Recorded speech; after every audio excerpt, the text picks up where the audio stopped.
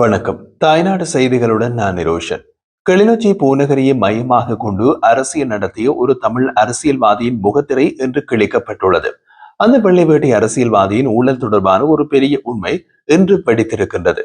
தமிழ் அரசியல்வாதியின் ஊழலை அம்பலப்படுத்தினார் அர்ஜுனா எம்பி. இருட்டில் நடந்து கொண்டிருந்த ஒரு அதிகார வட்டாரம் லஞ்சமாக ஓடிய கோடிக்கணக்கான ரூபாய், இந்தியாவில் மறைமுக நடந்த ரகசிய ஒப்பந்தங்கள், இவை எல்லாம் இன்று நாடாளுமன்ற கதவியை குலுக்கி இருக்கின்றன. சோலார் திட்டம் என்ற பெயரில் மக்களின் நிலம் பறிக்கப்பட்டது. 70 பில்லியன் ரூபாய் பெயரில் சோலார் திட்டம் என்ற பெயரில் மக்களின் நிலம் பறிக்கப்பட்டது. 70 மில்லியன் ரூபாய் யார் கணக்கில் போனது? யார் இந்தியாவரை சென்று பணம் பெற்று வந்தார்? தமிழ் அரசியல்வாதியின் கணக்கு எத்தனை மில்லியன்? அவரின் மகனின் கணக்கு எத்தனை மில்லியன்? இதெல்லாம் இனி மறைக்க முடியாத அளவுக்கு வெளிச்சத்திற்கு வந்து விட்டது. இந்த ஊழல் ஒரே ஒரு அரசியல்வாதியை பற்றியது அல்ல. முழு அமைப்பும் எப்படி மக்களை ஏமாற்றுகிறது என்பதை காட்டும் இருண்ட முகமூடி என்று கிழிந்து விட்டது. அதைத்தான் இந்த காணொலியில் பார்க்க போகிறீர்கள். ஊழல் செய்து அரசியல்வாதியின் பெயரை நாம் வெளிப்படையாக கூறவில்லை. ஆனால் அந்த கிளிநொச்சி அரசியல்வாதி யார் என்பதை நீங்கள் நிச்சயம் அறிவீர்கள். அவர் என்ன செய்தார் என்பதை பார்க்கலாம் வாருங்கள். அதை பார்ப்பதற்கு முன் எங்கள் சேனலை சப்ஸ்கிரைப் செய்து பெல் பட்டனையும் அழுத்தினால் நாம் தினமும் பதிவேற்றம் செய்யும் காணொலிகளை நீங்கள் தவறவிட மாட்டீர்கள்.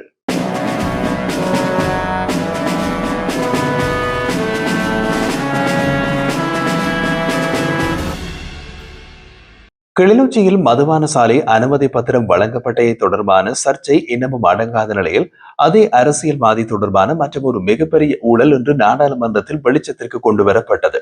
இதற்கான ஆதாரங்களையும் விவரங்களையும் நேரடியாக நாடாளுமன்றத்தில் வைத்தார் நாடாளுமன்ற உறுப்பினர் அர்ஜுனா. அர்ஜுனா கூறியதன்படி பூநகரில் நடைமுறைப்படுத்தப்படும் சோலார் மின்சாரம் தொடர்பான திட்டத்தில் கடுமையான முறைகேடுகள், அதிகார துஷ்பிரயோகம் மற்றும் நிதி மோசடி இடம்பெற்றுள்ளது. இந்த திட்டம் பொதுமக்கள் நலனுக்காக வழங்கப்பட வேண்டியதாயிருந்த போதிலும் அதனை தனிப்பட்ட நலனுக்காக மாற்றியமைத்து லாபம் ஈட்டும் விதத்தில் அரசியல் அழுத்தங்கள் பயன்படுத்தப்பட்டதாக அவர் குறிப்பிட்டார். அர்ஜுனா வெளிப்படுத்திய இந்த தகவல் அந்த அரசியல்வாதியின் பெயரை சுற்றி ஏற்கனவே எழுந்திருந்த சந்தேகங்களை மேலும் உறுதிப்படுத்தும் வகையில் இருந்தது. அதே நேரம் முன்னர் தன் மீது கடந்த மாதங்களில் சமூக வலைதளங்களில் கேவலமான பதிவுகள், திட்டமிட்ட அவதூறு பிரச்சாரங்கள், தனிப்பட்ட தாக்குதல்கள் என்பதை நடத்தப்பட்டன. இந்த தாக்குதல்களின் பின்னர் யார் இருக்கின்றார்கள் என்பது குறித்து இதுவரை சந்தேகங்கள் இருந்த போதிலும் இப்போது அவர்கள் அடையாளம் காணப்பட்டு விட்டனர். அவர்கள் வேறு யாருமில்லை, இந்த ஊழல் அரசியல்வாதியின் சொந்த ஆட்களே என்ற உண்மையினை அர்ஜுனா என்று வெளிப்படையாக சொன்னார். தமக்கு எதிரான இந்த திட்டமிட்ட தாக்குதலின் நோக்கம் மன உளைச்சலை ஏற்படுத்தி தானாகவே அரசியலிலிருந்து விலகு செய்து விடலாம் என்ற எண்ணமே அந்த குழுவில் இருந்ததாகவும், ஆனால் அது முற்றிலும் தவறான கணக்காகி விட்டதாகவும் அர்ஜுனா சுட்டிக்காட்டினார். சமூக வலைதளங்களில் என்னை பற்றி தாங்கள் விருப்பப்படி எழுதினால் நான் பயந்து ஓடுவேன் என்று நினைத்திருப்பது அவர்களின் மிகப்பெரிய முட்டாள்தனம். ஊழல் நடந்தால் அது எங்கிருந்தாலும் நான் அம்பலப்படுத்துவேன் என்று அவர் வலியுறுத்தினார். மதுபான சாலை அனுமதி பத்திரத்தில் இருந்து சோலார் மின்சார திட்ட ஊழல் வரை தொடர்ச்சியாக வெளிவரும் தகவல்கள் கிளிநொச்சி பூநகரி பகுதியில் அரசியல் அதிகாரத்தை பயன்படுத்தி நடைபெறும் ஒழுங்கின்மைகள் குறித்து கேள்விகளை மேலும் தீவிரப்படுத்துகின்றன. அர்ஜுனாவின் இந்த வெளிப்பாடுகள் நாடாளுமன்றத்திலும் பொது மக்களிடையேயும் பெரும் அதிர்வை ஏற்படுத்தி உள்ளது. அதோடு குறித்த நாடாளுமன்ற உறுப்பினர் அபிவிருத்தி குழு கூட்டங்களில் அரச உத்தியோகத்தர்களை பற்றி குற்றச்சாட்டுகளை முன்வைத்தால் அரச உத்தியோகத்தர்களை அவமரியாதை செய்கின்றோம் என்று ஒரு காரணத்தை சொல்லி இடையிலேயே எழுப்பி ஓடக்கூடிய நபர் என்றும் விமர்சித்தார் அர்ஜுனா. பூநகரில் சோலார் மின்சார திட்டம் 2024 செப்டம்பர் 18ஆம் தேதி ரணில் அரசாங்கத்தால் மாவட்ட அபிவிருத்தி குழு கூட்டத்தில் அனுமதி அளித்து அமைக்கப்பட்டுள்ளது. குறிப்பாக தற்போது அரசினால் வீடுகளுக்கான சோலார் திட்டம் நிறுத்தப்பட்டிருக்கும் நிலையில் 1200 ஏக்கர் காணியை 70 மில்லியன் காசை வாங்கிக் கொண்டு ஒப்பந்தம் செய்து கொண்டிருக்கிறார்கள். அதன்படி சோலார் பவர் நிறுவனம் இந்தியாவுக்கு சொந்தமானது என்ற நிலையில் இந்தியாவுக்கு சென்று அந்த பணத்தை பெற்றுக் கொண்டிருப்பதாக அர்ஜுனா குறிப்பிடுகிறார்.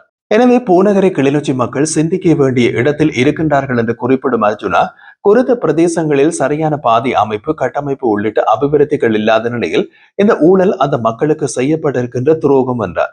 மேலும் மாவீரர் தினம், மாவீரர் பெற்றோருக்கு கௌரவிப்பு போன்ற நிகழ்வுகளை பொதுமக்கள் முன் நடத்தி கொள்ளும் இவ்வாறான ஊழல்வாதிகளை மக்கள் இனியும் நம்பிக்கொண்டிருந்தீர்கள் என்றால் கிளிநொச்சி வாழ்க்கையிலே முன்னேறாது என்று ஆதங்கப்பட்டுக் கொண்டார்.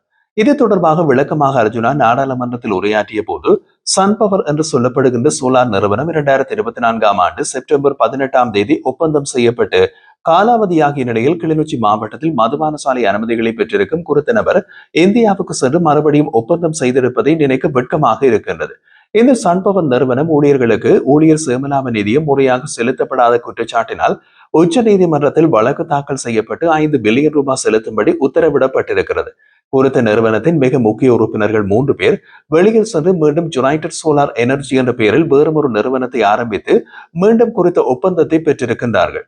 கிளிநொச்சி, பூநகரி போன்ற பிரதேசங்களில் வாழ்கின்ற மக்கள் மின்சார இணைப்புகளை பெற்றுக் கொள்வதற்கு அவ்வளவு துன்பப்படுகின்றார்கள். ஆனால் 1200 ஏக்கர் காணியை மொத்தமாக 70 மில்லியன் லஞ்சம் வாங்கிக் கொண்டு குறித்த உறுப்பினர் தன்னுடைய பெயரில் 40 மில்லியன், அவருடைய மகனுடைய பெயருக்கு 30 மில்லியன் ரூபாவும் வாங்கியுள்ளார்.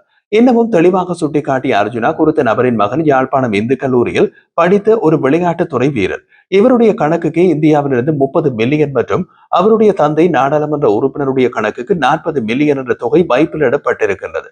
அதன்படி குறித்த விடயங்களுடன் கூடிய ஆதாரங்கள், செய்யப்பட்ட ஒப்பந்தங்கள் தொடர்பான அனைத்தையும் நாடாளுமன்ற உறுப்பினர் அர்ஜுனா சபைக்கு சமர்ப்பித்தார். இந்த ஆதாரங்களை நான் இந்த சபைக்கு சமர்ப்பித்திருந்தாலும் குறித்த உறுப்பினருக்கு எதிராக இந்த அரசாங்கம் ஒருபோதும் நடவடிக்கை எடுக்காது என்பதையும் நான் நம்புகின்றேன்.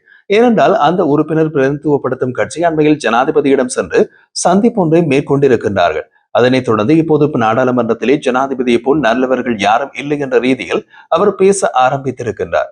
எனவே இந்த ஆதாரங்களை இவ்வாறான உயரிய சபையில் சமர்ப்பித்த பிறகும் உரிய நடவடிக்கைகள் அரசாங்கத்தினால் எடுக்க முடியவில்லை என்றால் என்ன செய்ய முடியும் என்றும் அர்ஜுனா கேள்வி எழுப்பினார்.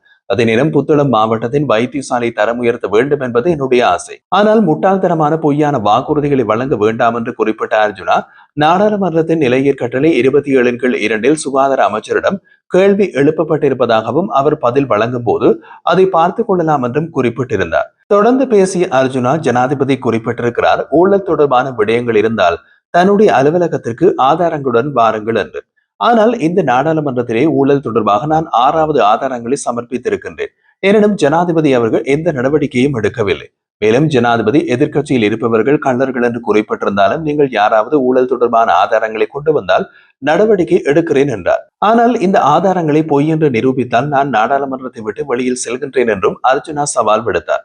நான் ஊழல் தொடர்பான நடவடிக்கைகளை எடுக்கவில்லை என்றால் ஜனாதிபதி பதவியிலிருந்து விலகுங்கள் என்று சொல்லி அவரிடம் கேட்க மாட்டேன். ஏனென்றால் தேர்தலில் நிறைவேற்று அதிகார முறைமையினை ஒழிப்போம் என்று குறிப்பிட்டவர்கள் இன்று அதே கதிரையில் ஆசையாக அமர்ந்திருக்கும் போது அவர் பதவி விலகுவதற்கான சாத்தியம் இல்லை. ஆளும் கட்சியில் இருக்கும் அமைச்சர்கள், உறுப்பினர்கள் நாடாளுமன்றத்தில் பொய்களை அவிழ்த்துவிட்டு மாட்டிக்கொள்ளும் போது ஏதாவது ஒரு நாள் ஜனாதிபதி நாடாளுமன்றத்திற்கு வருகை தந்து 1 மணி நேரம் அல்லது 2 மணி நேரம் வந்து உரையாற்றுவார். அவ்வாறு உரையாற்றும் போது அவருடைய பேச்சை கேட்டால் நாங்களும் ஜேவிபியில் என்று இணைந்து கொள்ளலாம் என்று தோன்றும். ஆனால் நடைமுறையில் இவர்களுடைய பொய்களை அவர் தனது உரையின் மூலம் கழுவி விட்டு செல்வதை தொடர்கின்றது. இந்த நிலையிலேயே கிளிநொச்சி பூநகரில் இடம்பெற்ற சோலார் பவர் அமைக்கும் திட்டத்திலிருந்து பாரிய மோசடியை சுட்டிக்காட்டி ஜனாதிபதி இது தொடர்பாக கவனத்திற்கு எடுக்க வேண்டும் என்று குறிப்பிட்டார். ஜனாதிபதி இந்த சபையில் இந்த நாட்டில் இனவாதம் ஒன்று எழும்ப விடமாட்டேன் என்று குறிப்பிட்டிருக்கிறார். அதன்படி ஜனாதிபதி தான் ஒரு பௌத்தர் என்பதை ஒத்துக்கொள்ள வேண்டும் என்று அர்ஜுனா சுட்டிக்காட்டினார். அவர்களுடைய நாடாளுமன்ற உறுப்பினர்களை வெளியில் சென்று ஒரு சிலையை கும்பிடுவது கேவலமான செயல் என்று குறிப்பிடுவார்களாக இருந்தால் அவர்கள் பௌத்தர்களா என்றும் கேள்வி எழுப்பினார். என்னுடைய சான்றிதழில் நான் ஒரு இந்து தமிழ் என்று எழுதப்பட்டிருக்கிறது. அதை நான் ஏற்றுக்கொள்கின்றேன். அதே போல் ஜனாதிபதி தான் ஒரு சிங்கள பௌத்தன் என்பதை ஏற்றுக்கொள்ள வேண்டும். நான் ஒரு தமிழ் இந்து, என்னால் ஒரு நாளும் சிங்கள பௌத்தனாக மாற முடியாது. ஆனால் நீங்கள் தான் உங்கள் மதத்தையும் இனத்தையும் அவமதிக்கின்றீர்கள். நீங்கள் சிங்கள பௌத்தனாக இருந்து கொண்டு எங்களுடன் நட்பாக இருங்கள். ஜாதி மதவாதம் இல்லை என்று சொல்லிக் கொண்டு முழு இடங்களிலும் உங்கள் ஆட்களை அமர்த்தி கொண்டு எல்லா இடங்களிலும் விகாரியை கட்டாமல் இருங்கள். நாட்டில் நடந்த முழு அநியாயமும் இந்த இனவாதத்தால் மட்டுமே என்றும் அர்ஜுனா விமர்சித்தார். அதே நேரம் வடக்கு மாகாணத்திலே ஒரே ஒரு சிகை அலங்கார நிலையம் மட்டும் இராணுவத்தினரால் நடத்தப்படுகிறது, நாங்கள் பொய் கூறுகிறோம் என்று சபையில் விமல் ரத்நாயக்க குறிப்பிட்டிருந்தார். ஆனால் வடக்கு மாகாணத்திலே மட்டும் 14 சிகை அலங்கார நிலையங்கள் இராணுவத்தினரால் நடத்தப்படுகிறது. அதன்படி 14 இடங்களின் பெயர்களையும் வெளியிட்ட அர்ஜுனா, குறித்த இடங்களில் சிகை அலங்கார நிலையம் உங்கள் இராணுவத்தினரால் நடத்தப்படவில்லை என்று நிரூபித்தால் நான் சபையை விட்டு வெளியேறுவதாகவும், அவ்வாறு தான் ஆதாரபூர்வமாக நிரூபித்தால் விமல் ரத்நாயக்க வெளியேற வேண்டும் என்றும் சவால் விடுத்தார். குறித்த பிரதேசங்களில் மிக குறைந்த மக்கள் வாழும் பிரதேசங்களில் சிகை அலங்காரம் செய்கின்ற மக்களுடைய வாழ்வாதாரம் மிக மோசமாக இந்த இராணுவத்தினரால் பாதிக்கப்பட்டு வருவதாகவும் அர்ஜுனா ஆவேசமாக கருத்து வெளியிட்டார்.